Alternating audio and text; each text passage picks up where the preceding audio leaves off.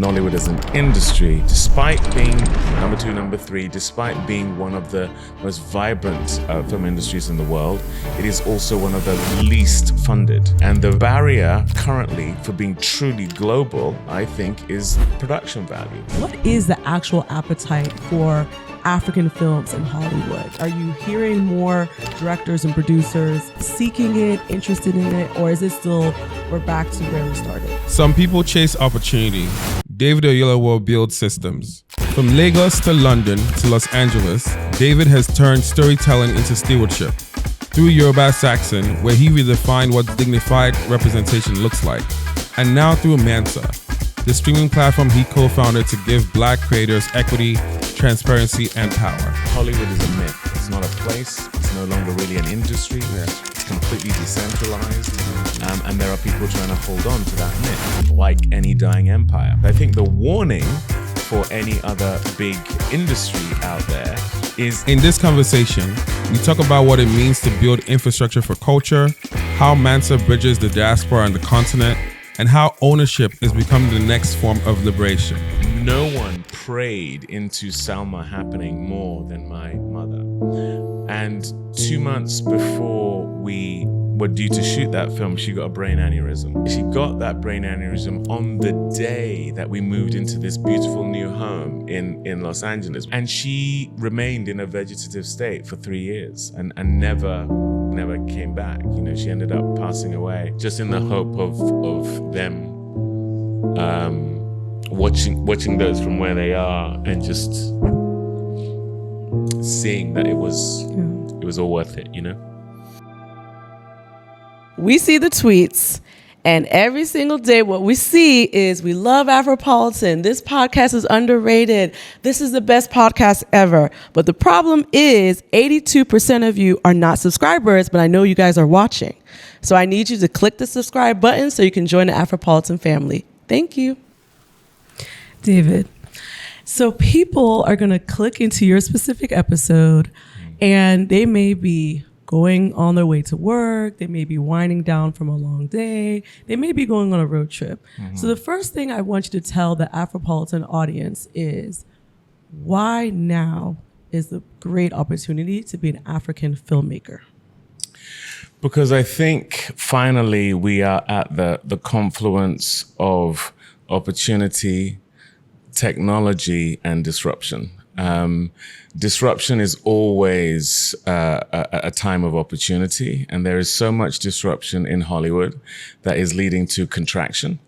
And also the opportunity is coming out of the fact that technology has meant that some of the issues we've faced as a continent, and specifically Nigeria as a country and Nollywood as an industry, has been solved by technology. And what I mean by that is piracy was a huge barrier to entry for us. You'd go to the Cannes Film Festival or any film market across the world, you'd never see African nations represented, despite the fact that Nollywood has consistently been number 2, number 3 biggest film industries in the world, and that's because remuneration, ROI, has been in the past difficult, because you make something, it's on a DVD, it's on a VHS, and 2 minutes after you make it, it's being replicated and you can't really monetize. So that's been solved by streaming in particular. I also think the fact that we as people of color are the global majority is becoming something that is more widely known. Only 13% of the world's population are white. You wouldn't know that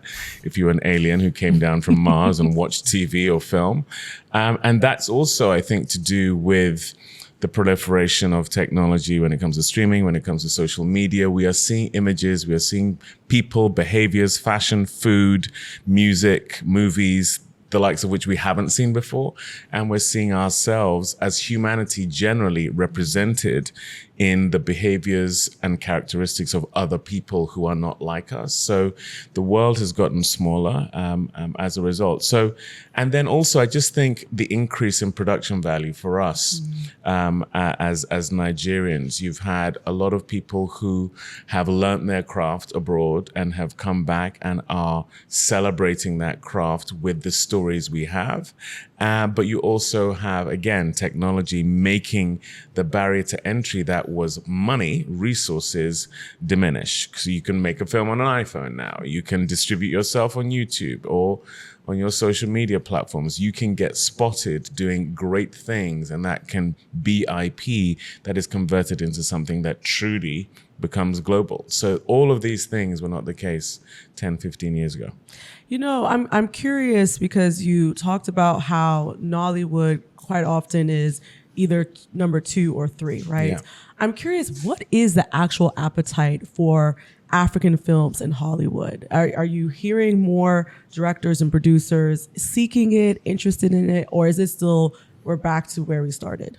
I think that there's a very important distinction to be made between the industry, the entertainment industry, and the audience. Okay.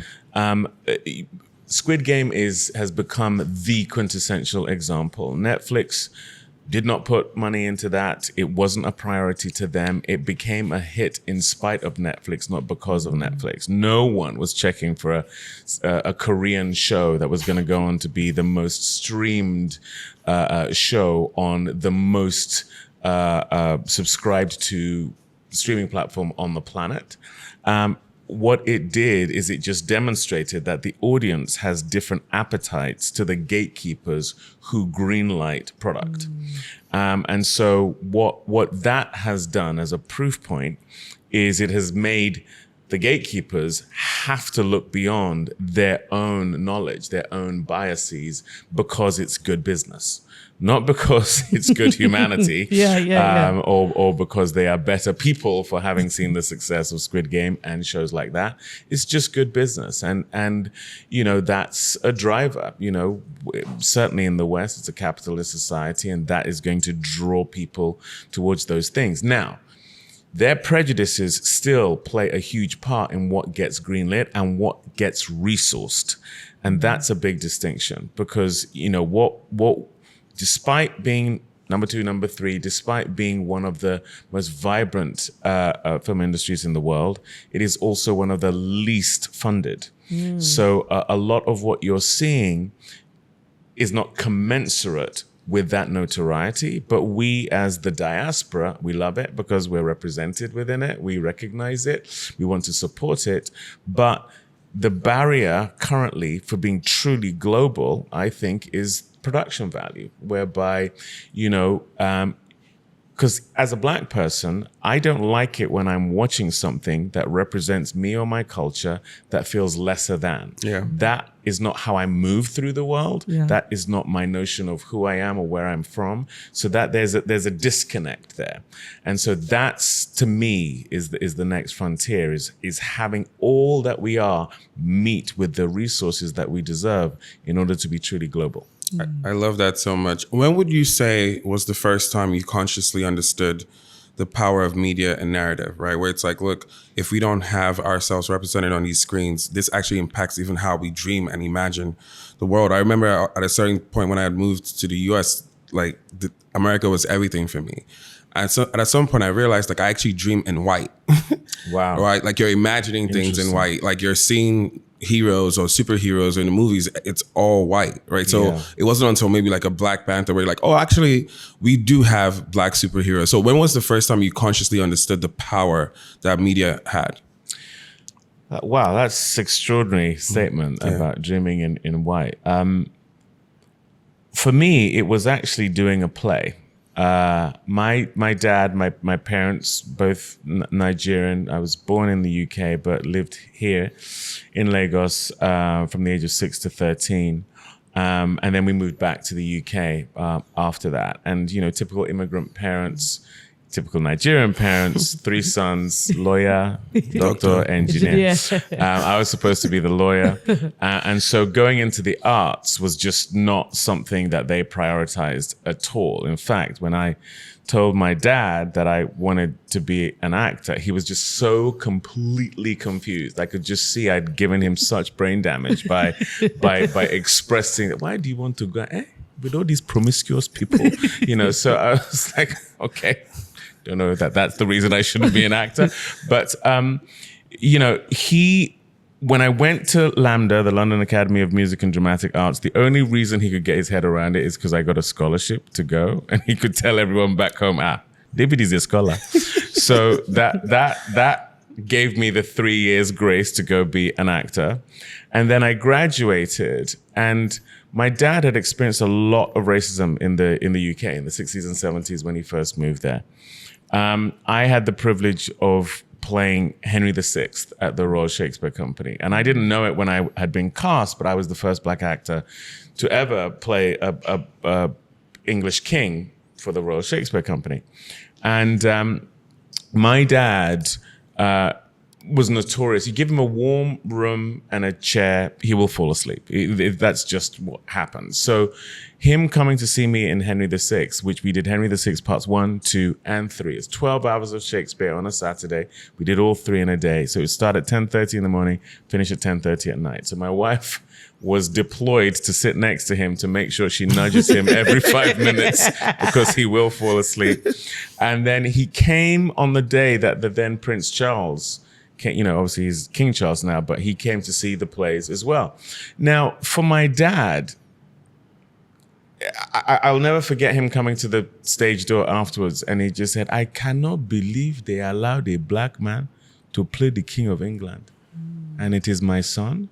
And I literally, in that moment, I just saw so much about his perception of who he was, who his son was and is, of who we as black people are, shift. And it was never quite the same again. He was able to dream bigger for me, and he would constantly say, "The sky is the limit."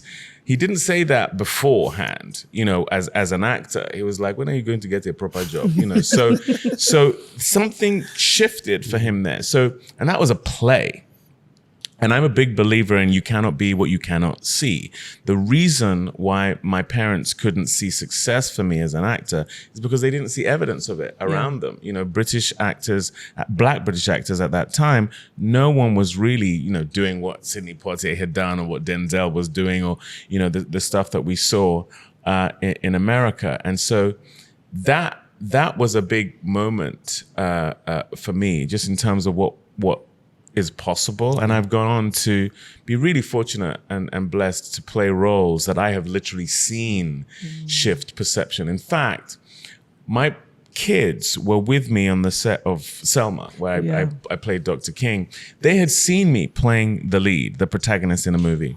The next movie I did after that was Queen of Cartway, which was a film that we did for Disney. It's about an 11-year-old chess champion from Cartway, Uganda, who goes on to be a prodigy, really, and not where you'd expect a chess champion to emanate from. And I remember saying to my eldest son, "Yeah, I'm going to do this Disney movie next." And the first thing he said, to your point about dreaming in white, he said, "Oh, Daddy, are you going to play the best friend?" Wow. That was his knee-jerk. He was 12 at the time. So his perception of a black person in a Disney movie was instantaneously someone on the periphery, someone tangential to the story. And it was such a specific question, which could only be rooted in the innocent notion of what a 12-year-old thinks someone who looks like his dad would be in a Disney movie. So that made it even more imperative to do that movie and, as a father to a daughter as well, to make sure that she sees represented to her the transcendency of what is possible as a young black girl.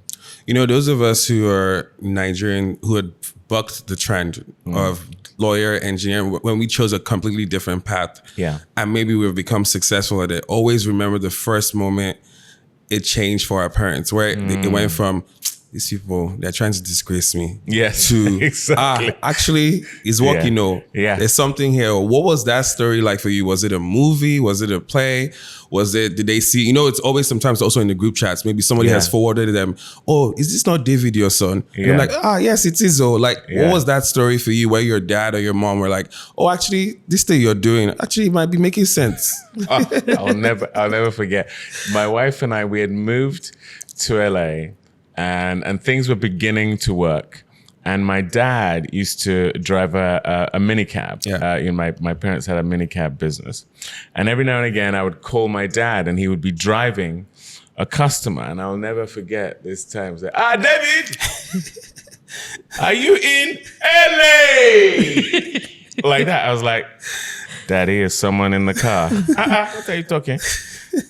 Beverly Hills. Is that where you are? Beverly Hills. I was like, no, I live in Sherman Oaks, Daddy. I'm not in Beverly. Yeah, it's Beverly Hills.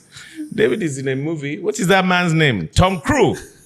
Tom Cruise. I was like, it's Cruise, Daddy. It's Cruise. Didn't you do that film with Steven Spielberg? I was like, Daddy, I was like, whoever's in the car, I am so sorry about my dad. Nobody's in the car. I was like, so why are you shouting? So, that is how it manifested for my dad. I'll never forget actually the film that I did with Tom Cruise. I did a film called Jack Reacher. My parents came to the premiere. So embarrassing. My dad goes up to Tom Cruise. Thank you so much for looking after our boy. We are proud of him. Did you look after him? He said that to Tom Cruise? That to Tom Cruise. I'm like, Daddy, he's not my headmaster. Like, this isn't school. It's not my teacher. It's not a PTA meeting. And then my mom, he got his talent from me. I was like, oh gosh, wow. So yes, it never abated with my parents. Well, speaking of your career, I felt like you have built your career in such a way that you've chose very meaningful roles. Yeah. So I'm now curious with Mansa, right? What did you see in streaming and production that you felt like you needed to fill? Well, what I saw was the gatekeepers, the barriers, the fact that we were being kept from the level of remuneration that we deserved. My best friend is a wonderful filmmaker called Nate Parker. We met on a film called Red Tails that we did about 15 years ago. And we had the beautiful opportunity to spend a lot of time with George Lucas, who was a trailblazer in his own right. At the time where he was making Star Wars, no one was making anything of that nature. He developed new technology to do it. He retained rights on merchandise rights. When we're like, what even is that? He saw where things were going, and he was able to be really smart to the point whereby not long ago he sold that whole thing for over $4 billion. And so what happened is Nate, directed a film called Birth of a Nation. Yeah. I directed a film called The Waterman. And in both instances, we spent a lot of sweat equity, a lot of time. We raised the money. We did all the work. And then at some point, we found ourselves as the norm of what you do in our business, handing that over to people who don't share our values, don't share our priorities, don't share our passion for the project, and they were going to be the primary benefactors of the work that we had done. We were almost invariably, the work is undervalued in relation to, again, to make the distinction between the gatekeepers and the audience.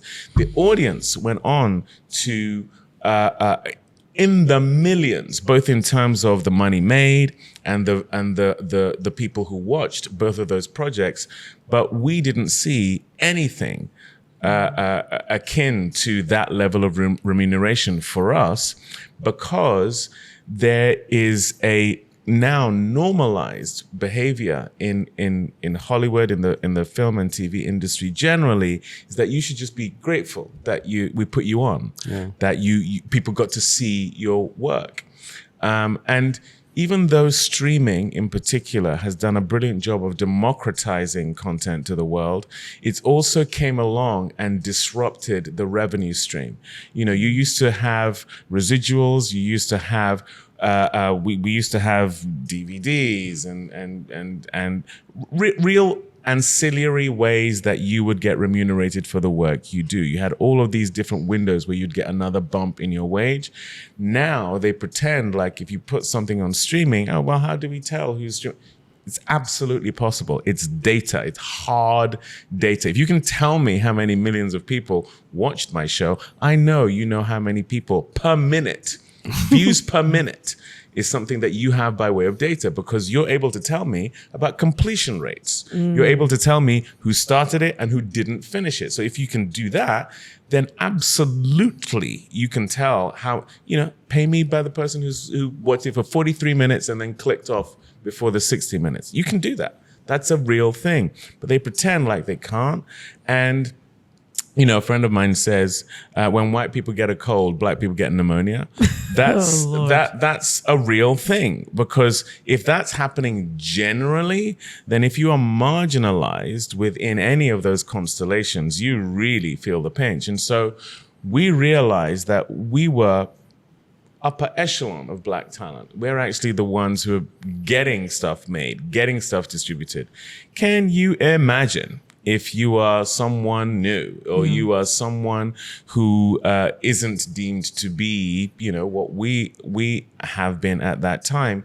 Where are these projects going? And so out of necessity, we felt we needed to create a platform, partly because, as I said earlier, technology has now allowed for this. 20 years ago, we're thinking brick and mortar. We've got to build a studio. We've got to have offices. Didn't have to do any of that. All of our technology, all of our engineers are out of Nigeria. We built that platform from scratch. It's proprietary. So every element of Mansa is something we can iterate on. And that we chose to do that. We didn't want it to be an off-the-shelf platform, which means you can't iterate, because we wanted to be reacting to the technology that's coming in. So now, we see what's happening with these verticals, these micro series. We can iterate our own platform to now go into that. We didn't know that was coming down the pike, but we knew that we couldn't afford to be in a situation whereby we are now scrambling and looking outside of ourselves to continue to meet the audience where they are at. So in terms of why we did it, we just knew that there would be, if we're being treated like this, can you imagine the amount of undervalued talent, undervalued projects that are floating out there that have been bought and are in people's libraries, and then people who prioritize this kind of content, there's no place where it's aggregated and can be seen. And so very quickly after we built it, we have now thousands of really great movies, shows, user-generated content, on there from across the diaspora that is prioritized on our platform, where it would be marginalized elsewhere. Achebe, remember that time I walked into a bank, I'm not going to give the name, and I asked them for $1,000, and they told me no, they cannot withdraw any dollar from me. And I was so upset. And I just remember asking everybody, how can I solve this issue? And I'm so happy that I finally have VBand to finally solve this issue for me. The thing is, you should be able to have access to your money anywhere in the world when you get paid, right? So I'm grateful we have VBand as a sponsor for the Afropolitan Podcast. With VBand, you're able to get paid in foreign currencies, whether it's pounds, USD, euros, and you can actually spend it in local currency as well. Now, you're also able to get a virtual card, which you can use to spend in and pay for services across the world, right? So I'm grateful to have VBand as a sponsor. You can download it on the Apple or Google Play Store. And remember, when you sign up, you use Afropolitan, so they know you came from this podcast. We went through a fundraising process ourselves. Right. I think when we were in LA, I think I might have mentioned it to you briefly. What was that process like for you? I think you guys raised $8 million in seed funding. Right. What was that process? Because again, less than 1% of venture capital goes to Black founders, right? So what was that process like for you guys? And what did it teach you about even the process of fundraising too? Well, we had a piece of timing that was bittersweet. George Floyd was murdered, and suddenly who we are, what we are, and what we were trying to do became of value. Black lives mattered for a moment. That has receded exponentially since then. And like something changed. We're still not getting murdered and marginalized. Yeah. But at the time when we started, that was recent history. And so we did get support to be able to raise the $8 million. And then as we continued to build, what people may not realize, like building a streaming platform is no joke. You know, it is really, really hard. You build it, and then the amount of time you need to work through the bugs to make sure, because people aren't watching Netflix and then going to Mansa and expecting a degraded experience. No. They have habits formed from watching the most resourced, the most technologically advanced and capitalized platforms on the planet. And when they switch to yours, if it's not that, they're like, next. And they have several nexts to go to. So you can't afford to make that initial experience a bad one. And so you are up all hours of the night trying to make sure that anyone who is, you don't get a second chance for a first impression. Like you if you lose them in the first click, you may well lose them forever. And so that takes a lot of time and effort, even just ingesting thousands of pieces of content just takes so much time. And you cannot expect people to go onto your platform, see 3 projects and come back. You need a library.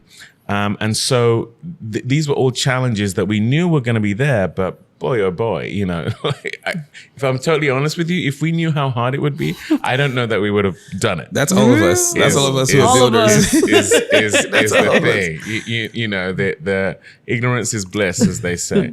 But we're really, I mean, there's nothing more empowering than having like literally a project I love that someone I believe in gets handed to me, I can put it on my platform tomorrow. Yeah. You know, the other thing I wanted to ask you, because this has been like 2 years since the launch of Mansa in 2025, 2023. Yeah. What did it feel like to be stretched in this way, which is like a new form of like building? You'd never built a technological platform before. I think you and I were talking offline about what it feels like as we're 2 non-technical founders and we've built technological products. In your head, sometimes you're like, this thing should take 1 month. Is it not your study computer? Do it. Yeah. Engineers come back to you and be like, well, it could be 2 months, and 2 months comes is 3 months. And then you realize like, yo, someone needs to actually drive this for us to hit these milestones. Yeah. What did it look like for you? Because I know for me, I remember ending up developing all sorts because these people were trying to drive me mad, right? Yeah. But then when we finally got it done, it was like a special type of pride where you're like, yo, we set out to do something hard and we accomplished it. How has that stretched you? In ways I cannot have foreseen, and I speak for Nate, my co-founder in this as well. We are left brain. You know, we are creatives. We make stuff that reflects humanity. We're not like ones and zeros guys. I mean, like, you know, to be fair, Nate has a computer science background, but even so, there's then the tech side of it. Like tech has really come in and kind of taken over Hollywood. And some of what is not so great about Hollywood right now, pieces of content being treated like widgets rather than art, is that mindset. You know, people, the proliferation of AI, which, you know, I personally think it can be a great tool, but there are also uses of it that, you know, are really counterproductive and detrimental to our business. But that's the proliferation of tech into entertainment.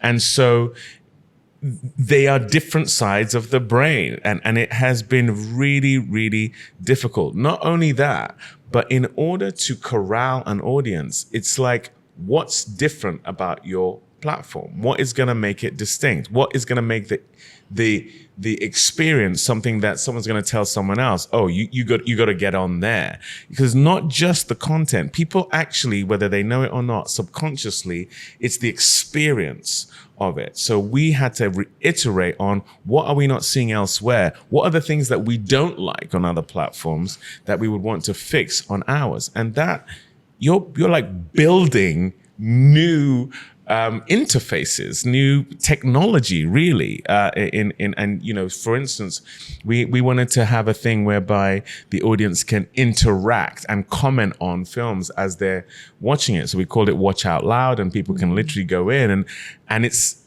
data that the filmmakers can then have and go, oh, people are constantly reacting to minute 47 in the movie, and that's something that helps creators as they're continuing to build. So, and we did that didn't exist anywhere else. You have the idea on a Monday 2 weeks on the following 2-week Monday, you're like, why did we have this stupid idea? So yeah, it's been really hard, but ultimately, nothing worth doing is easy. And the word that actually I came to appreciate while building tech was trade-offs. Yes. Right? And you now start to see, like when I would now go on other people's apps, I'm like, oh, there was a trade-off here. And they made a trade-off here. And you now start to have empathy for other technological products when there's a bug, there's a feature, because you're learning now, like, man, it's probably not because they didn't try hard enough. It's somebody had to make a trade-off about something. Maybe they were under-resourced. Yeah. What did that also teach you regarding trade-offs, just in life and in general?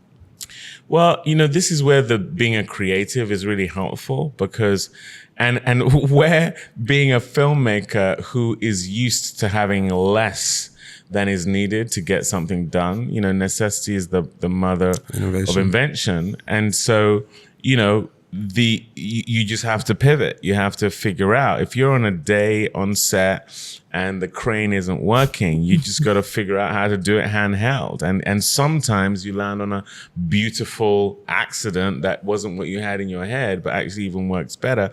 And that has been our experience, not only with the technology itself, but with the partnerships, because who you partner with is very, very important when you're looking to do something very, very specific. The reality is we want it to be Black owned, and we are under-resourced, even in America, as Black people. And we wanted that because, again, we were used to having our values not shared by the people who were platforming our content. And so therefore, you're constantly having to explain your existence. I don't want to have to tell you about why fufu is the thing that this character is going to be eating in this thing. Like, what is fufu? Like, I don't want to have that conversation. I never have to have that conversation when I'm watching your Western or your Civil War movie or your whatever. You've had 130 years of cinema to tell me about who you are, your history, to the point whereby you don't even have to spend your first act telling me about the history of anything. You can just drop me right into you're having breakfast with your family, and I'm like, oh yeah, I know exactly what's happening.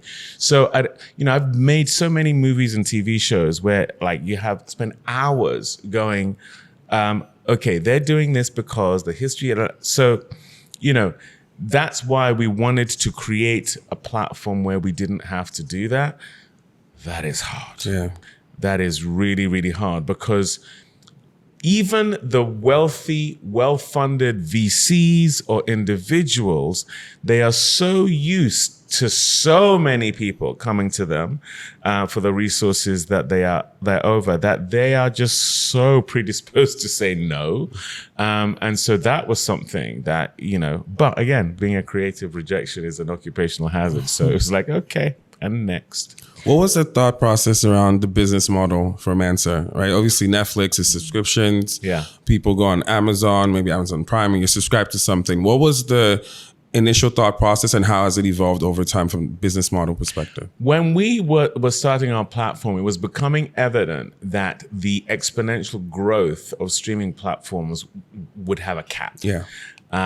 Because there's only so many human beings on planet Earth. There are only so many people with enough disposable income to subscribe to your streaming platform, and so it wasn't gonna go forever. And people were building and spending as if there would be that kind of growth forever. And their shareholders got drunkenly lulled into the fact that, oh my gosh, Q4 is then even more growth. So we also knew that in America, especially relative to population, Black and brown people way over index on watching movies and TV. And so we decided to use the AVOD model, which is advertising is where we make our revenue. And we felt that would mean infinite opportunity for us because of how many people of color they are in the diaspora. And when we talk about Black culture, we're talking about the culture. So, we have white people, black people, brown people, from all over the world on our platform. But what we just want to be honest about is the fact that Black culture, whether it's our music, our food, our fashion, that's what drives the world. And again, it's assimilated elsewhere and made to seem like it didn't start with us. And that's what we take umbrage with. It's like, just Let's just be honest. What the source is, and let's reflect that in the content that we're watching. But that was why we chose the AVOD model, because again, unfortunately, globally speaking, a lot of Black people don't have as much money, and so we wanted the platform to be free so that it's accessible. But we know that brands are going to want to access those individuals. And so that's why we chose that model. And do you think that the diaspora audience is undermeasured? Do you agree or disagree? Absolutely. Well, not by us, but by, again, I will describe them as gatekeepers. It's consistently shocking when the reality you live is so at odds with what you watch on TV or how you're treated when you bring something that you know has global value and you're second guessed. I did a show called Bass Reeves in the US, and I took 10 years trying to get that thing made. And I went to all of Hollywood twice with it. And it was a Western showcasing an African-American who was the first deputy U.S. Marshal west of the Mississippi. An incredible individual character, supposedly, according to some people, the inspiration for the Lone Ranger. And it was a no-brainer. I mean, this guy, you go to his Wikipedia page, it like writes itself. You go, he did that and that and that and that and that and that. And first time we took it out, they said, we're not doing that because no one's doing Westerns. Like, okay. 2 years later, I was like, okay, let me try this again. We're not doing that because everyone's doing Westerns. I was like, okay, these people are just playing me. And like, what does that even mean? Finally, we got it made again in this window where Black lives mattered. And we got it made. And it went on to be the most viewed show globally on Paramount Plus in 2023. Globally. Wow. And this is a platform that had recently launched Paramount Plus. So that's exactly what they want to see. They don't want to just see that it did well in America. It was #1 globally. That's something that had been turned down twice and platformed a Black character and a Black family at the center. And I've had several moments like that. Selma took 7 years to get made and went on to be, it ended up being shown in every school in America. I did a film called The Butler. We couldn't get that film made. We went to Cannes and we had to sell 18 territories at $1 million a pop. $18 million was not enough to make the film. The only way we got to finish the film is there was a hurricane that meant that we had insurance money to finish the film. So we made it for $25 million. It made $172 million. And again, a film that no one wanted to make. So I don't know how many times you have to prove that there is an audience for this stuff. And then when we do that, they say it overperformed. It's like, it didn't overperform. It just performed. It just did what we thought it would do and we knew it would do. Now, the danger with this mindset is to project us as that we're always going to succeed. But you know what real equity looks like? I don't just want the right to succeed. I want the right to fail. Yes. Yeah. Anyone who has a diversified portfolio will know that you take some bets and they don't work, and you take some others and they do work. And if you're a white actor, a white producer, a white content creator, that's a given. You get another at bat, so to speak. As a Black person, when you fail, not only are you worried that you're not going to be on again, you're like, everyone behind me, what's going to happen with them as well, which is a pressure that's unfair. I wanted to get your thoughts around Black Lives Matter, and this is the framework I'm approaching it by. Obviously, within those 2 years after George Floyd, it felt like, if you were a Black person, they were hoisting you up. You had Nancy Pelosi kneeling with and Cara. And I remember reflecting on it and saying, I wonder if it was a missed opportunity in the sense of these are 2 years where the country feels like, hey, let's give you guys something to take home, leave with something. And it felt like we wasted it on a lot of sort of political woke stuff, and not to say that there's anything necessarily wrong with being woke. And what I mean by that is we didn't leverage all those resources to build institutions, right, and systems that would now serve us, whether the wind has changed or not. And it feels like over and over again we're consistently trying to be at the beck and call of the benevolence of a good white man or a good white woman. And I'm saying to ourselves, like, can we get to the point where we build systems that outlast even the local sentiments of the US or of the West when it changes from whether they're pro-black or anti-black? To break down what you're saying there, which is a really great question, I think you have to look at the systems of oppression. Systems of oppression are designed to fragment and separate communities in order that they can't operate.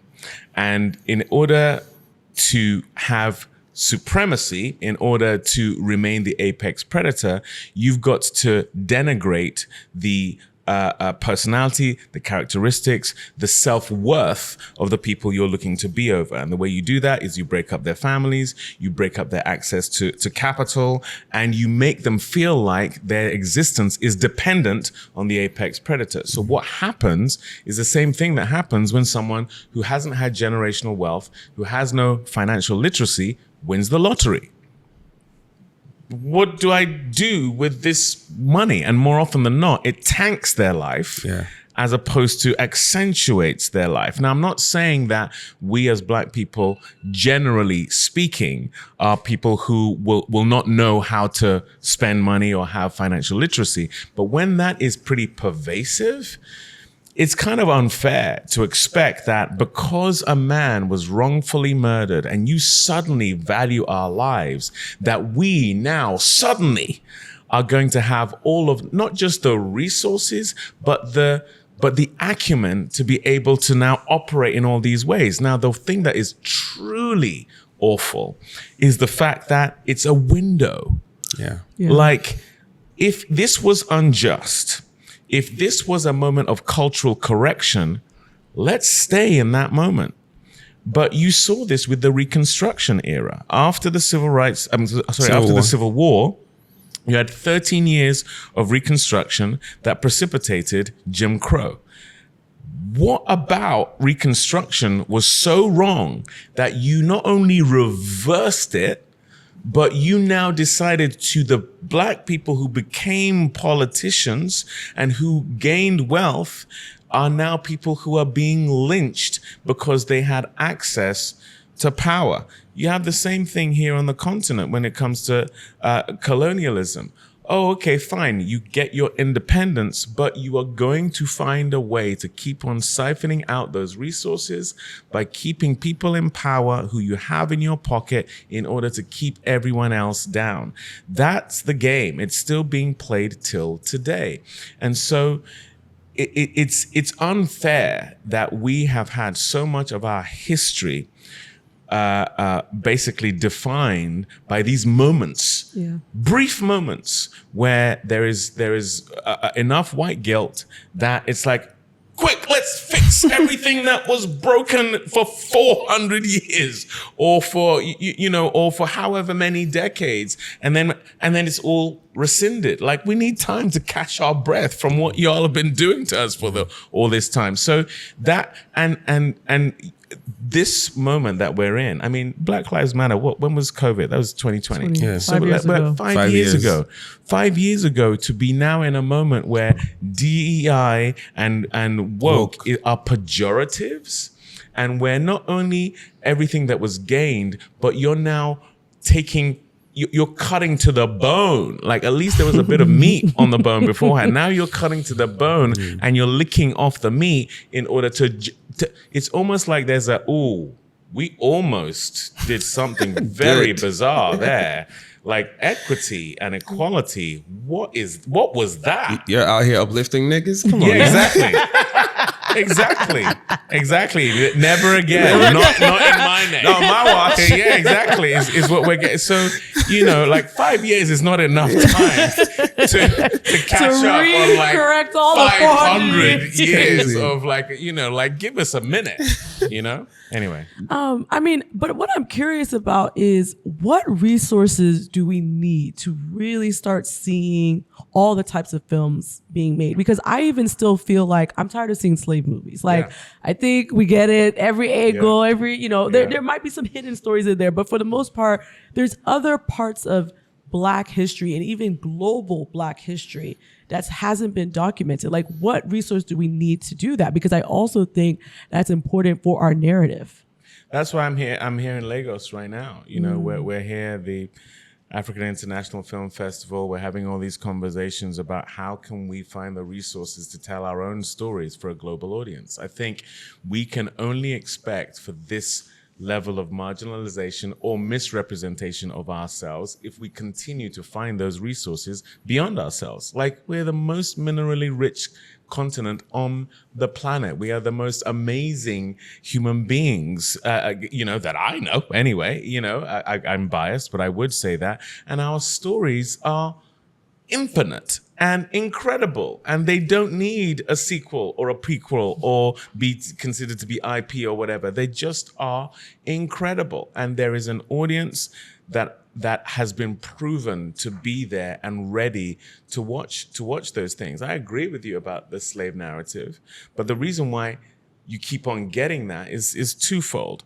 Again, we feel the need to contextualize our existence so that they understand why there should be empathy and sympathy for us. So you have to kind of go, oh, this is why we've struggled. So this is why you should tether yourself to this character who we want you to be sympathetic with. You can be De Niro in Taxi Driver. You can be Daniel Day-Lewis in There Will Be Blood. You can be playing the most heinous character. The notion is that you are going to empathize with that character because he's a white man. And so therefore, like you say, dream in white. You used to dream in white. You empathize in white too. Right, exactly. You absolutely empathize in white. And so you've had so many of these narratives, Blood Diamond, Constant Gardener. I would argue Killers of the Flower Moon, where you have a white character who is really questionable in relation to the people of color in that narrative, and they are the protagonist. They are the person we're following through the narrative. How on earth you have Jaimon Honsu with his fine self, who has a son who's like he's trying to find in the diamond mines, and I'm following like Leonardo DiCaprio with some white journalist woman. Like, what are we doing? That is so crazy to me that they managed to make that where we are supposed to be looking at when there is no version of the protagonist of that film that it shouldn't be Jaimon Honsu. And we've seen so much of that over time in movies, in literature, that again is not us at the center of creating that narrative. It's not our perspective, but we can't expect that to be the case if we're not where the resources come from, if we're not the driver and the vision for it in its totality, and more importantly, we are not the ones that have command over the pipeline, over the distribution, because you can make all of that stuff and right at the end, they can edit it, they can make the marketing be crazy, they can have John Boyega in Star Wars, and in certain territories, he's like small, and then in others, he's big, and it's like, we can be there to make sure those things happen, but you can only do that if you have skin in the game. There have been a lot of changes in LA, especially obviously the writer's strike, the fires, even COVID, right? And I think I was reading on the Wall Street Journal the other day where they're saying the economy in LA that used to support an entire industry, which is like the film industry, is suffering, right? But the argument the studios are making is it's cheaper to shoot in certain cities or in certain regions compared to paying the workers in LA. And so they're saving money on it. Now, when I extrapolate that to even our Nollywood industry, do you see a world in which we learn from the mistakes that the industry made in LA and build something that's much more sustaining here? Obviously, we've talked about AI, we've talked about, a lot of the technological changes that are coming, but can we build something that allows us to get equitably remunerated, right? And also build long-term wealth as well? I think it's just a massive opportunity. You know, Hollywood is a myth. It's not a place. It's no longer really an industry. Yeah. It's completely decentralized. And there are people trying to hold on to that myth, like any dying empire. You know, the audience isn't going anywhere. Creators aren't going anywhere. But I do think Hollywood will never be the same again. And I truly think that's an opportunity for all of the film industries, all of the TV industries, all of the content industries around the world, which is as it should be, right? Because if it's primarily coming out of one place, then we're going to continue to dream in white, which doesn't make sense. I think the warning for any other big industry out there is do not get complacent. Do not think you're too big to fail. The reason why California is really struggling is because for so long it was the hub, and so it didn't feel the need to really give incentives, didn't think the industry was going to go anywhere. You also had the unions who, in my opinion, became greedy. And what you're now having is in the last strikes, what was negotiated is healthcare packages that make it prohibitive to shoot in America now. And so the very industry that is indigenous to America is the industry that is going elsewhere because it's prohibitively expensive. And so that's not the problem we have in Nigeria, is that it's prohibitively expensive, or in South Africa, the other big sort of hub of filming in in Africa. But if you are a country that suddenly gains a lot of success and thinks it's going to carry on forever, that's where you make mistakes. That's why with Mansa, we made the platform proprietary so that we can continue to iterate and not think like Blockbuster did, that they would be here forever. And then suddenly Netflix comes along. Netflix is struggling, asks Blockbuster to buy them. Blockbuster's like, Netflix isn't going to be around. And then, poof, they're gone. They're dead. It's the mindset of every empire. You ask the Chinese Empire, the Roman Empire, the British Empire. You know, it's that moment when you think, oh, we're too big to fail, that you do. And I think that's what's happening with Hollywood. So that would be the warning, and it's also the opportunity.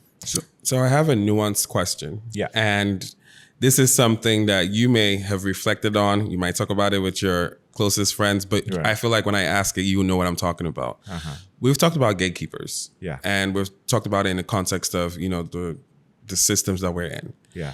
Sometimes you end up being a person who's led into that gate as a Yes. Black person. Yeah. And then when you walk into that gate, you see another Black person there. Mm-hmm. And then you say to yourself, oh, but where we're coming from, our village, we don't know you.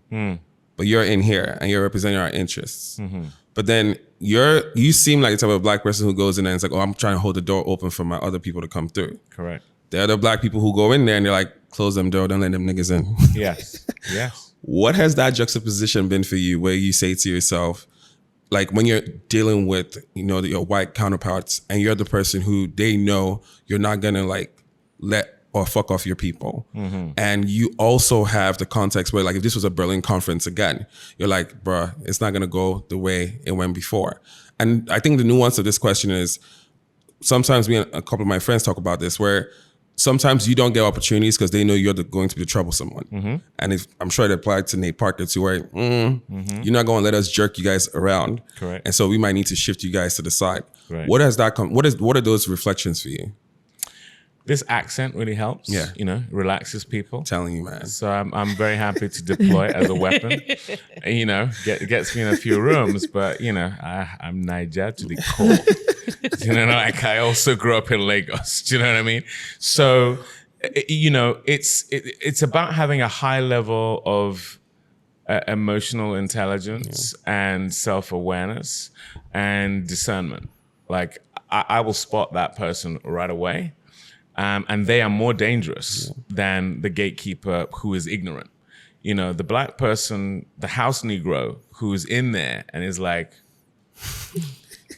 what you doing in here? You know, like that's the most dangerous. And boy, do they exist. Yep. And, you know, for me, what I have found myself doing is I'll spend a bit of time trying to see if there is the possibility of salvation.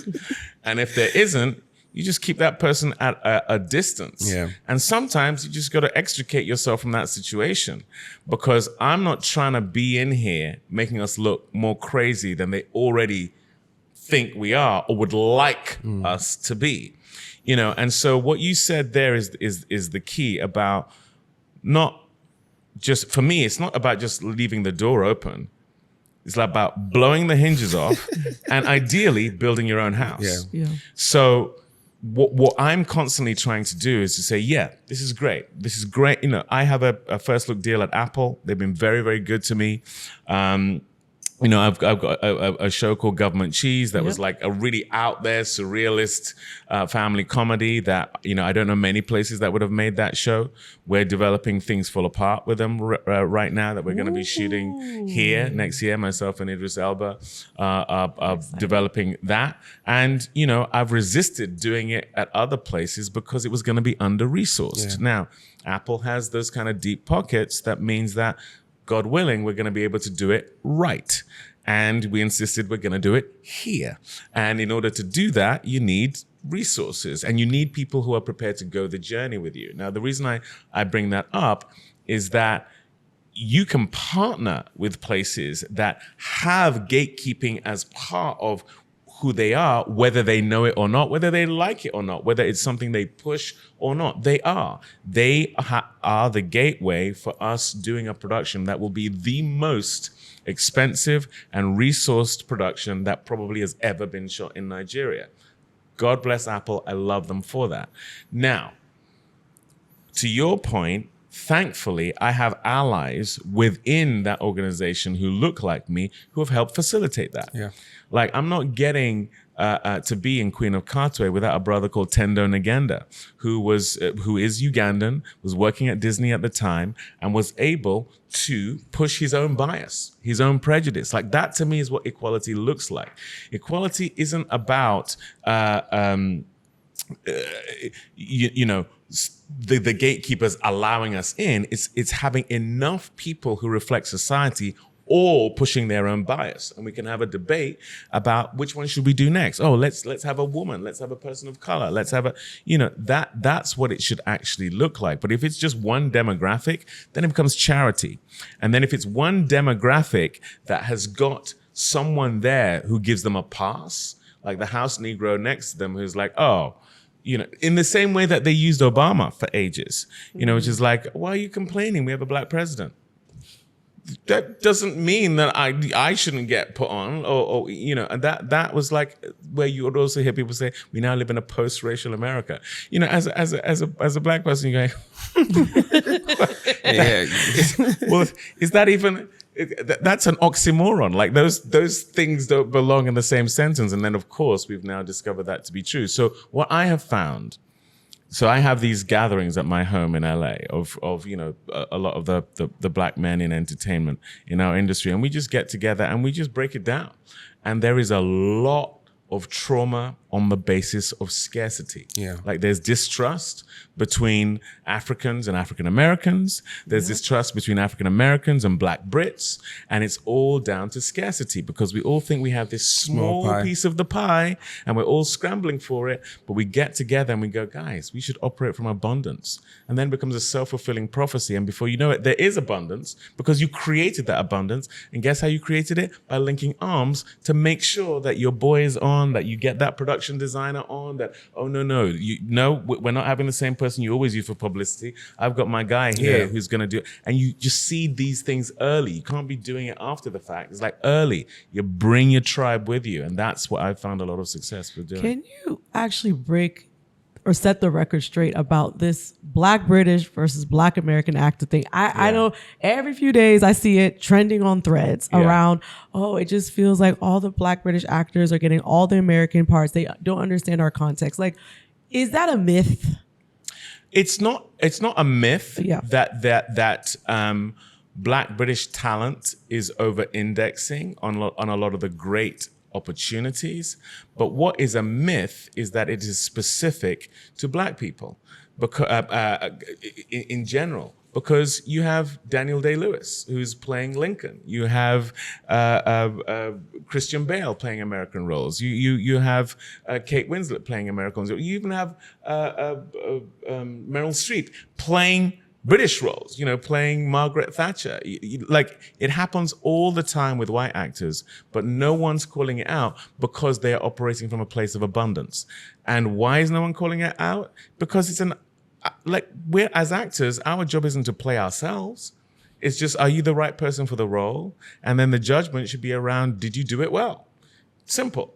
But because, again, we're operating from scarcity, for us, it's like, it's not about who got to play the role. It's the fact that when am I going to get the opportunity? Because the reality is we don't see the same level of furor over Forrest Whitaker playing Idi Amin in a film that I was in, The Last King of Scotland. Like, there may well be Ugandan actors who are like, why didn't I get to do that? But the reality is they're going, I know that film doesn't get made unless it's an American star. Like, both Sam Jackson and Morgan Freeman have played Nelson Mandela.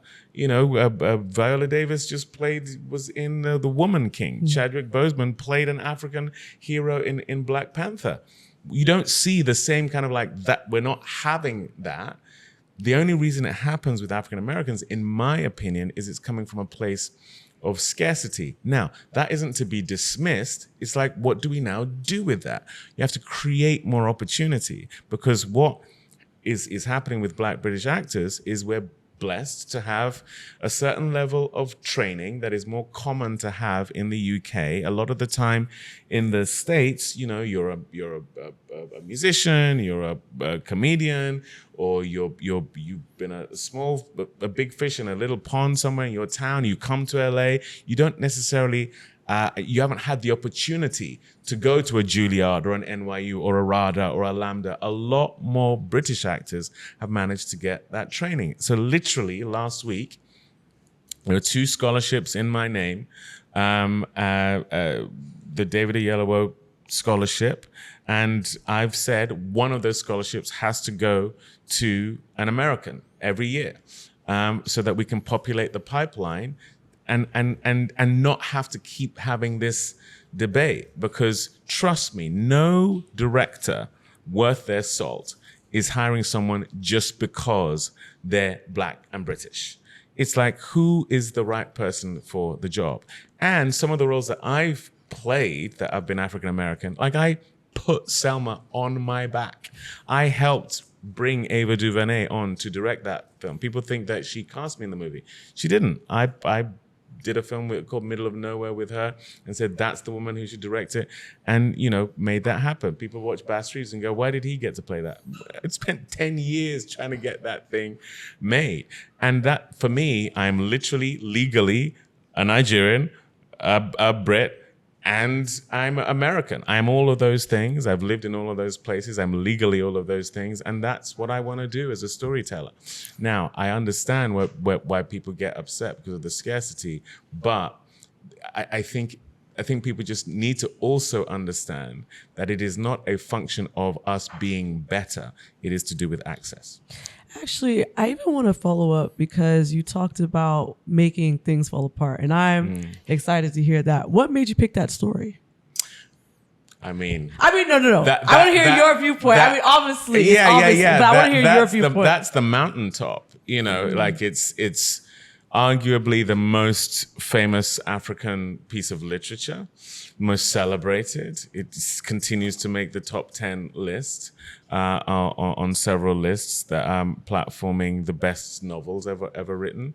And what I also love about it is it's a pre-colonial representation of who we are. I think it gives so much context to who we are as Nigerians, the good, bad, and the ugly, who we are as Black people. It's also a complex character. Okonkwo is like a complex character. He's not instantaneously likable, but he's also empathetic. And it's epic, in scope. And it's the kind of story that you see all the time in the black and in the white constellation of filmmaking, but is inherently prohibitive because it primarily platforms black people and is period, which also makes it expensive, and it's African and it's Nigerian. It's so many things that are specific to me. And like I say, that's my prejudice. That's my bias. Like, I'm a very proud Nigerian. I want to see that narrative out in the world. And the hard thing is to convince people, which you shouldn't have to do really, but to convince people that not just Nigerians want to see that, the whole world wants to see that, which is why it is such a famous book. And Chinua Achebe specifically wrote it in English, not Igbo, because he wanted it to be accessible to a global audience. So to do the version that can truly be accessible to a global audience is like, beyond the bucket list situation for me. And, I know you're here right now for AFRIFF, and I want to know from you, what are you excited to see come out this year? I'm excited for collaborations that are going to be truly meaningful. What can happen at these festivals or these forums is that there's a lot of talk and not much action, and I'm not really a fan of of that. As a parent, I have 4 kids, and I've learned that they don't emulate what you say; it's what you do, and so the doing is the thing. And what I just love about Chioma Ude, who's facilitated this, who's created this, and we're now in the 14th edition of this, is that it's taken a while, it feels like, but now you have, again, a confluence of people who are operating at a high level, opportunity, technology, passion, and the missing piece is resources. I've spoken to all these banks here in Nigeria, and it's like, they make these espousments and then they disappear. There's no real governmental support, the likes of which you get in France. South Korea. Right, exactly, where you have that support. When you think of how much tourism could come from us being able to tell our stories with the right kind of production value, with the right kind of narratives, not everything being in a small house in Surulere and everyone's screaming at each other, and to really show the beauty of, you see it a lot in the middle, in the Middle East, they understand that oil isn't going to be there forever. So they are doing that very smart thing of diversifying their portfolio. And one of the main focuses for them is entertainment. Yeah. And we have had that. Like, we have more of an infrastructure than the Middle East. What the Middle East have is resources. But we actually have everything you could possibly need. And we have the resources. They're just not being deployed because it's not prioritized in the way that it should. And so that's what I'm really hoping, is that there will be this marrying of all of this aggregation of talent and opportunity and technology and passion and the size of the diaspora that will now be resourced in a way whereby our storytelling can be truly global. When things fall apart, his estate is notoriously fierce about guarding his intellectual property. What was that conversation like for them to approve the film being made? Yeah, I had a few conversations with Mrs. Achebe. I'm smiling because it's so interesting how you regress to yes, ma. I'm so sorry I even exist. I just would love it if you are able to. What actually it was actually beautiful talking to the family and talking to Mrs. Achebe specifically, because quite rightly they have very specific things they want to see in the story that needs to be paid attention to. But the reality is, for a global audience, you're going to have to take some license. You can't be so specific that the story feels impenetrable. But you definitely don't want to get so universal that it's completely diluted. Yeah. And there were certain things that I could tell, and I didn't know for sure, but I could tell that if we were dogmatic about, would possibly be difficult. And I got nervous. And I said to them, I said, and it was her and her kids on this Zoom that we were all having together, I said, I'm nervous. And I cannot be the person that makes you guys unhappy. And so I'm going to walk away. It's not for me to be the one to make you unhappy, because as much as I want to tell this story, that I cannot live with. You know, you're my elders, and I'm not going to have you feel disrespected by me. And then that was the moment where this is why it has to be you. This is why it has to be you. Because I'm sure there have been many people who have approached them in the past, and it's just, let me take this IP, let me go do whatever with it. But, and I know Idris shares this as a mindset, and it's something that A24 and Apple are absolutely bought into as well, is that we cannot afford to not pay attention to the authenticity of this story, the people who we're going to be making the story with.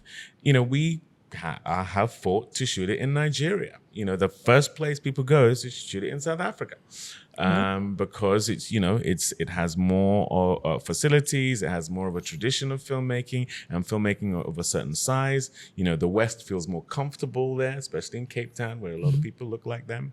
And so, but we were like, there's no way. There's just no way. We have to shoot it here. We're going to, and we have to be part of helping to build infrastructure that means that this isn't a one and done. Like, we want to help build the film industry here. And that's a priority to myself and Idris. Idris is doing that in Sierra Leone and Ghana. I want to do that here in Nigeria. And they're on board, which is what I said earlier about the right partners, fabulous. The wrong partners, hell. And so, it's been a process. It's been a lot of years to get to this point. Like I said, kissed a few frogs along the way, in terms of other places that we went to try and get this done, who were looking to make it for, 0.5% of what we're now looking at potentially making it for, and that wasn't going to work. So, I feel very optimistic. Your son, Caleb, he's at LAMDA too. Yeah. What advice did you give him, or what did you tell him that you wish someone had told you when you were 18? Oof, good question. Well, we actually had this conversation recently, and it was, don't make the mistake, which I made a lot when I was his age, of thinking you can control everything. There are, especially as an artist, there are things that you can control by virtue of your hard work, and the rejection, the instability, the insecurity of the profession. These are things you cannot control, and you waste a lot of energy trying to muscle things, and you actually take away from energy that should be going into your creative growth. So that was a big one. But specific to him, because unlike me, he now has parents who are in the industry. So inevitably, he's going to be accused of nepotism. And so, my thing to him was, you have to train. You have to treat it like a craft. I'm insisting you go to drama school. You're going to do 3 years, whereby even you will not be able to escape the fact that people go, oh, your dad did this or whatever. But the thing that will make the difference is if when you get your opportunity, you are undeniable. Because excellence is the best weapon against prejudice. And there are going to be people who are going to be prejudiced towards you. But if you have the goods, that's all you need to do. I want to talk about Selma. Okay. So you were nominated for an Oscar for Selma. Right. How did you process that? I know there was a lot of background with, some Academy members maybe ticked off about some of the protest activities, but right. What did that look like for you to process that, especially when you were already nominated by the audience, like we talk about, and you were already titled by the audience? The people had already voted, we love this body of work. But when you're not recognized by the official bodies, what does that look like for you? At the time, it was hurtful. I felt I had failed Dr. King in a sense, because when you play Dr. King and you supposedly do it well, that there are metrics, there are expectations that come with that. When you're on all these lists of, the people who people think are gonna X, Y, and Z, So, there was a feeling of failure I felt. And what also was quite difficult is, this phrase that I'd never really even used before kept on being used in relation to myself and Ava DuVernay, who directed it, which was snubbed. You've been snubbed. And, when you spent 7 years trying to get a film made and it's beautifully rendered and all of that positivity then gets circumvented by negativity, it was really hard, if I'm totally honest. And then what followed was the OscarsSoWhite movement, which was precipitated by that film. And myself and Ava became the poster children for representation in Hollywood at the time. And then it happened for 2 years in a row. The very next year, there were no black or brown people nominated. So we had 2 years of constantly being talked about in relation to what we don't have as opposed to what we had achieved. With time, I've gone to see it as a huge blessing to make a film about voting rights being denied black people. And then, unbeknownst to us, we make a film that kind of addresses the same issue within the industry. And it opened the doors for a lot of films that came afterwards that may have been marginalized as well. But also, with time, I've come to realize that as nice as it is to be recognized by awards and things like that, they are their own kind of trap in terms of the notion of being validated in ways that now make you feel beholden to an industry that inherently is not necessarily designed for you, is not necessarily built to hold everything that you are. And in a sense, it helped me kind of hold it more lightly, that stuff. Don't get me wrong, I'll be very happy to get all the accolades, and I've been afforded a lot of them as well. But if I'm going to take the silver lining out of it, it's the fact that it moved the needle when it came to representation, and it just has me in a place now where I'm not owned by it. And I've seen friends of mine who not only get owned by it, but the dopamine hit that gives you is something that they're constantly going back to. And I don't know that that's the most healthy place to operate from as an artist. Speaking of time, so quite often I write about a concept called timeline grief, which is grieving the life you thought you were going to have. So I'm curious about you, what is a timeline you had to reflect on that you thought was over, right? And then what did you have to grieve to become the person you are now? Wow, amazing question. One of the things I have grieved, and I'm still in that state about, is my parents worked so hard for me and my brothers. And no one prayed into Selma happening more than my mother. And 2 months before we were due to shoot that film, she got a brain aneurysm. And she actually got that brain aneurysm on the day that we moved into this beautiful new home in Los Angeles. When we first moved, we were in a tiny 2-bedroom apartment. Then we moved to a slightly bigger house. And then we got where we currently live now is a truly beautiful property. And my mom had spent so much of my youth saying, I cannot wait till I have my Monsieur Loyer, like her Mercedes Benz, her this, then.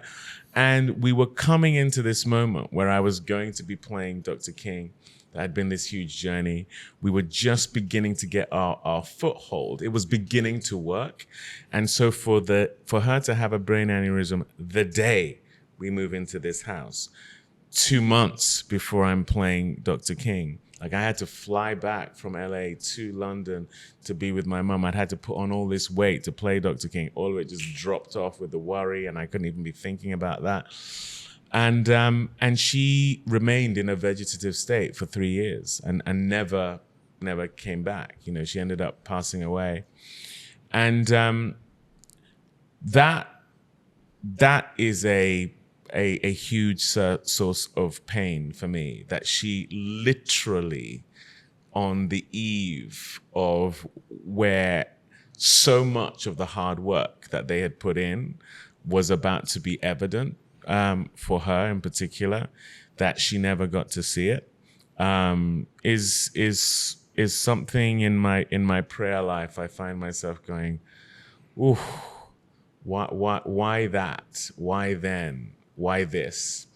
And so, it's, and I've lost my dad now. Thankfully, he was around for more of those beautiful moments. But for my mom in particular, especially in these really transcendent moments that I've had, career-wise, and it's, I remember, we lived in a railway compound in Ebute Metta, right near Tejuosho Market, and we lived we actually lived on railway compound, like all of us in one bedroom. And I remember my parents had their bed, and then my brothers had a bunk bed, and we were all in one bedroom. And then we moved to this a 2-bedroom apartment, which felt palatial by comparison. But my parents put all of their money into our education. So I went to private school. I went to St. Xavier's, Ebute Metta, and then I went to Model College, Merrill. And these were schools where I was mixing with wealthy kids, but I would go back to these really, really low-income situations. And that was because every penny, every naira my parents made was going into us. They really, really struggled. When we moved back to the UK in '89, we lived, my mum and my three, we lived in a hostel, a homeless hostel. Actually, because we lived with my uncle for a time, and there was 4 of us. My dad was finishing his contract with the Nigerian Airways, so he had to be here for another 4 years, and we struggled, And so a lot of my upbringing was really under-resourced. I couldn't have gone to LAMDA without a scholarship. So that is painful that she didn't see that, but so much like things fall apart is for them.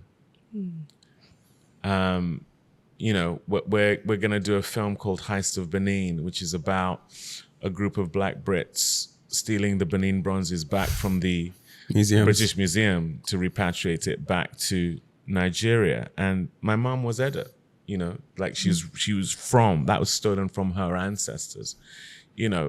We're going to make a great, entertaining heist movie, but that's for my mom. And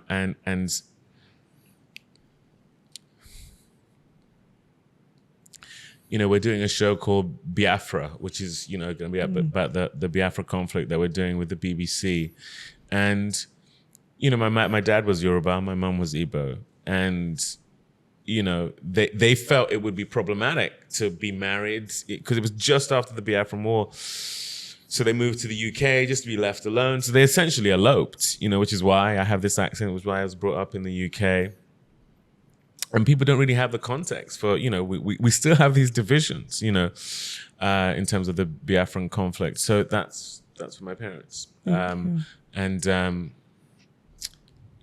Gosh, it's not until I've sort of listed them like that I realize actually why I'm so passionate about getting those stories told.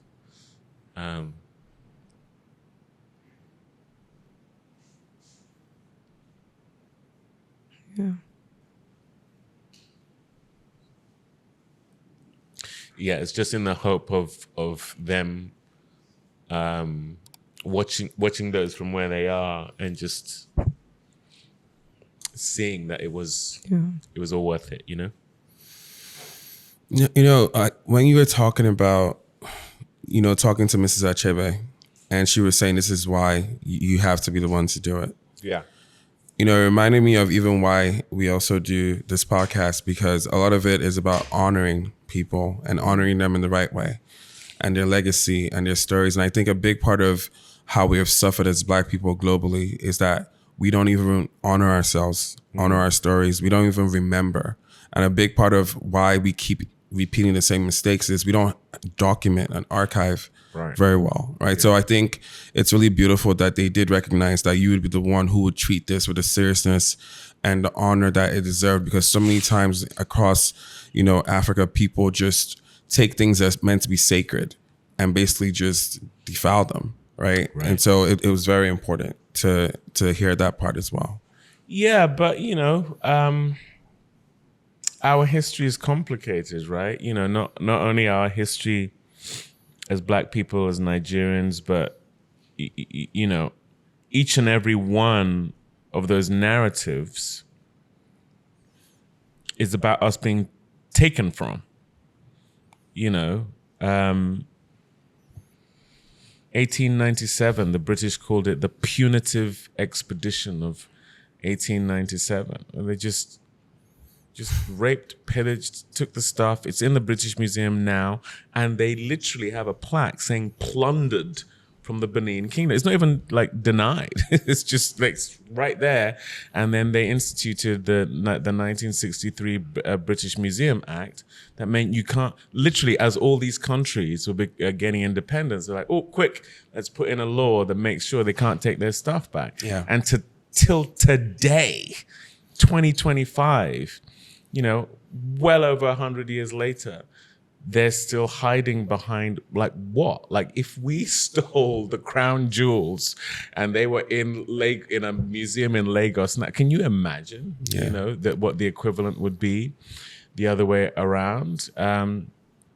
Things fall apart is showing the rush for Africa, and everything got carved up, and it shows the beauty of who we are before it all got decimated. So I think it's why it's emotional for us, is because when people talk about reparations, not just about resources, it's like emotions. Yeah.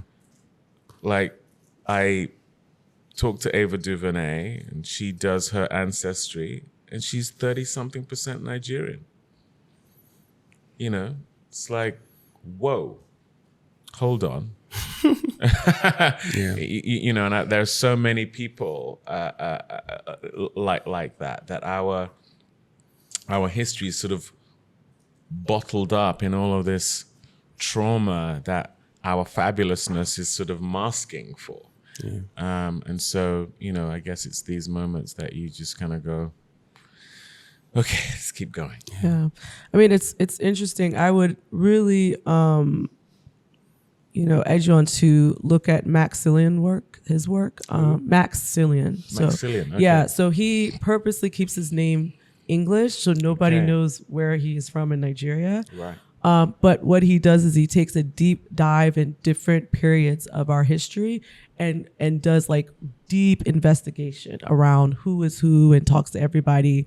So I know for his first book, was it Oil, Violence, and War, where it talks about specifically the time we discovered oil. He interviewed every general that's still alive. And he goes into history, and he just actually released a new book that talks about our history before we were colonized. Right. So that might also aid on some of that research that you need as well. Okay, Max Cillian. Yeah. We created the Afropolitan Podcast because we wanted to make sure we tell the stories of those who came before us and those who are coming in front of us. Our stories deserve to be documented and remembered. And over here at Afropolitan, our drink of choice is Inveroche, which is a gin from South Africa, because we believe African brands are global. So, Achebe, what are you toasting to? To our builders, our innovators, to show that Black brilliance exists worldwide. I am toasting to African creativity. I feel like the world is just blossoming with beautiful African storytellers. Here's to legacy. And stories worth sharing. So babes, I'm always talking to you about investing. How's your journey going so far? It started because you've been on my head for the past 6 months about investing, and you'll be proud of me because I actually found an app I love. It's called RiseVest. And actually what I love about it is that you can start with $10 and it automates everything for you. So literally I just go into the app and literally it's investing for me every single day. Yeah, because we know you're not going to be a trader anytime soon. But with RiseVest, you're going to be able to invest in US stocks, right? Fixed income, real estate, etc., right? And so I'm happy you're finally on board. And the funny thing too is I always tell my girls that as women, we're not investing enough, we're not talking about it, and we're not having these conversations. So I shared it in all my group chats. So you can find Rise Best on the Apple and Google Play Store. Okay, make sure to use code Afropolitan so that they know that we sent you. You know how every week we sit down with people who've done it, people who've built, people who've led movements, people who've created culture. What if you could do more than just listen to them? That is why we built Convo by Afropolitan. On Convo, you're able to book one-on-one video calls with in-demand experts from Africa and the diaspora. Go to convo.vip to get access to your next mentor, because sometimes one convo can change your entire path. So let's move on to our rapid fire questions. Okay. Right? And so the first question I have is, you have to tell us your favorite Nigerian food. Oh, it's so normal. Jollof and dodo. That's so like. But I just love it so much. I was, the amazing chef Eros. Yes. Oh, I love this food. Oh my God. So he fed us last night, and I had this, and I haven't had this before. I haven't had the Unity Jollof. Yes, the Unity Jollof. Yeah. Like Ghanaian, Senegalese, and Nigerian. And I have to say, like, we're better together than apart, you guys. Like, I was like, damn. No, Eros is one of the best, man. He's up there. He is. Not only is he up there, like, I didn't even realize that that's whose food I was eating. Then he suddenly came out and then did the whole thing. I was like, whoa. So I'm actually going to make it more specific and say, Eros's Unity Jollof is my favorite. Yeah. Who is one director you would cold call tomorrow? Oh, good question. I love Edward Berger. His film Conclave, which I think came out last year, was amazing. And then before that, All Quiet on the Western Front was also a brilliant. He just has an eye that I just think is like, whoa. He is someone I would desperately love to work with. Is there a role you turned down that you regret? Gosh, really good question. There isn't. There is not a role I've turned, and I turn down a lot. I'm a man of faith. I really go to the Lord about the things that I'm supposed to be doing, and wonderfully, God has really good taste. So yeah, there's nothing. There's things that there's films I've done. I was like, but none that I turned down. Is there an actor you think doesn't get enough credit? Jeffrey Wright. Jeffrey Wright is a beast. I mean, he is just. I'm so glad he got nominated recently, and as a lead, because he has been amazing as a supporting actor for so long. But the fact that he was the lead in American Fiction and was acknowledged as such was just so beautiful. But I think he is generational talent. Code switching or full authenticity, which works better in Hollywood? Code switching. I was like, should I lie?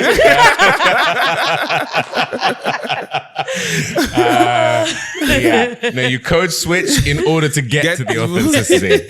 That's what you do. And even in the movie itself, you're also code switching because it is acting. Absolutely. Yeah. So it's a code switching industry. It is. It is. And I think humanity generally, to survive, you code switch in different situations. We as Black people just have to take it to another level, is in order to not just only thrive, but truly survive, so that's just a real thing. Yeah. Last film you rewatched twice? Oh. Last film I rewatched twice. James Samuel's The Harder They Fall. I just loved something that doesn't happen often enough, certainly in Hollywood, is where you have a group of the best of Black talent. And so often there's one of us in and amongst a sea of white talent, maybe two of us, but to see a bunch of us all protagonist, antagonist, the pretty boy, the character role, all in one film, and it was a Western as well. I just loved that film. The music was great. There's this section in it where Fela kicks in as well with this fight between Regina King and Zazie Beetz. I mean, it's just like, whoa. It's just so many amazing things about that film. And James Samuel is another great director. I like to make fun of him, going around calling himself James Samuel. His name is Obafemi Adekunle. Do you know that? No. About James Samuel? See? Code switching. Yeah. Thank you. And he's not like the Cillian dude where he's like doing it for a reason. He's like hiding. So, James, I have outed you. Obafemi Adekunle. Come on, man. So the last question we ask every single guest on the Afropolitan Podcast is, who do you want to see in your seat, and whose story do you think needs to be told? Ooh, who do I want to see in this seat with you guys? Yes. Oh, you guys have the best questions. Who do I want to see in this seat? Oh, what's his name? Stevenson. No. Stevenson. Bryan. Bryan Stevenson. Yeah. Bryan Stevenson is a modern day warrior. That guy.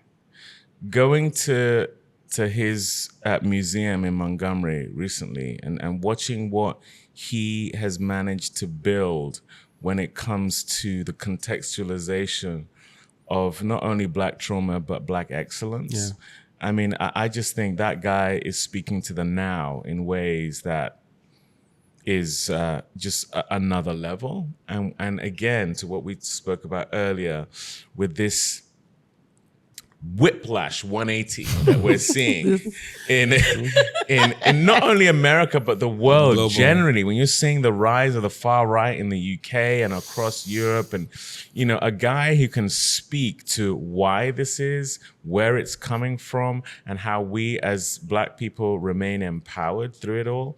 Yeah, that if I would pay a lot of money. He's the guy that wrote the book Just Mercy. Just Mercy. Yes. Yeah. I read the book. Yeah, amazing. Yeah. Extraordinary human being, and having had the privilege of playing civil rights leaders of the past, he is the closest, in my opinion, to the modern day equivalent. He's transcendent. I wanted to end with this because we talked earlier about Dreaming in White. Yeah. When we now think about MLK and movies that have represented him, I think, in my opinion, or at least for me, you're the image that now comes across when I'm thinking about a movie about MLK. And now going back to what we talked about Dreaming in White, there are kids today who are watching that movie, and now when they're thinking about MLK, you come up. How do you carry that? I choose not to carry it. Is the reality. I've had so many amazing moments that I found myself in, and it wasn't cultivated to be that way. Like I didn't set out to be the first Black actor to play an English king at the Royal Shakespeare Company. I certainly didn't grow up thinking, oh, I look a bit like MLK, I'm gonna play him. That was something I just felt was a calling, and weirdly, how long it took actually took my focus off of the weight of it. I was just like, can we get this thing done? It wasn't until the film was done and I started seeing the reaction to it, I was like, oh my gosh, what did I think I was doing? This means so much to so many people. And so I just choose, one of the best lessons I've learned, and I'm truly proud that this is something I carry, is that I'm very good at being in the moment. Yeah. I'm very good at smelling the roses. I was very good when we were making Selma, even though my mom was in this terrible state, very good at going, this may be the best thing I do with my life. And as an artist, because the best thing I've done with my life is my wife and kids and my family, but as an artist, and how amazing to know that Yeah. while you're in the midst of it. Like every day. I mean, my wife actually shot a documentary called Becoming King that charted my journey towards playing Dr. King. And every day it was a full-on pinch me moment. And so that for me is the reward, the award, the blessing of doing that is to know while you're doing it, if this is as good as it gets, I'm okay. And so everything that's come from it is gravy. It's all a bonus. Last question, because I'm curious, and Yeah. you said you had to put on weight, right? What does that look like for an actor? When it's like, what are you eating? Is it more jollof? Is it more burgers? Yeah. Like, what does that look like? And how do your doctors deal with this? Yeah, it's a good question. I tried to do it the right way, and then my mom got sick, and I dropped all the weight, and so I had to just pound. So the way to do it: eat lasagna or pizza at 11 p.m. before you go to bed. How many pounds does that add? You wake up in the morning and go, who is this person in front? Why is my chin on my chest? You know, that's what happens. And you know what? Because I'm someone who likes to be in the gym, it's a mental health thing for me. What was really surprising is gaining that weight and keeping it on was difficult actually, because when you're working and you're, on set every day, you just burn. And so you actually have to, and people think, oh, it must be so nice. It actually isn't. But it's how it slows down the mind, and it was probably the sharpest I've ever had to be as an actor. And, just not having those, the adrenaline and the endorphins, was really challenging for me. But man, and my wife was so nice about it while we were doing it. The minute, go on, drop it now. She was like, I had these man boobs, and she literally. So what are we doing about these? Like the day, not even like give me a week, give me a. So what are we doing? What's going on? It took me so long to get rid of it as well. You should have told the creator loved him like this. You gotta stay with it. Listen. I also didn't want the moobs, so I was like, yeah, you're right. What are we doing with this? Now I'm left with this disaster. Oh man, I had to run so many miles to get rid of it. They don't tell you your metabolism slows down when you're in your 20s. You just bounce right back. But anyway, this is the stuff we do for art. Yeah, David, thank you so much. David, thank you. Thank you. This was great. A masterclass. Thank you.